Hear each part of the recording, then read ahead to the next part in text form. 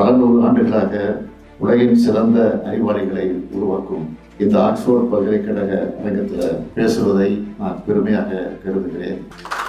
இப்போது உலகாகிற உணர்வோடு உங்கள் முன்னால் நான் நின்று கொண்டிருக்கிறேன்.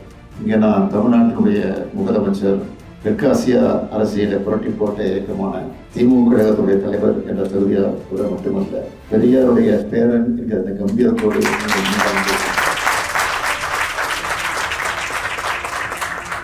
பகுத்தறிவு புலவன் அறிவாசன் தந்தை பெரியாரின் படத்தை ஆக்ஸ்போர்டு பல்கலைக்கழகத்தில் திறந்து வைக்கிறத என்னுடைய வாழ்நாள் பெருமையாக நான் கருதி கொண்டிருக்கிறேன்.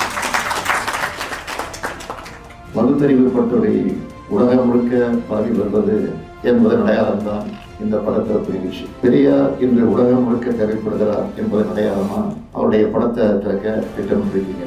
ஆக்ஸ்போர்டு பல்கலைக்கழகம் அறிவோட அடையாளம் மட்டுமல்ல, உரிமையின் அடையாளம், இது மனித உரிமையுடைய அடையாளம், உலக அடையாளம். அப்படிப்பட்ட இங்கு பெரியாரோட படம் திறக்கப்படுவது என்பது இவருடைய பெருமைக்குரிய ஒன்றாகும்.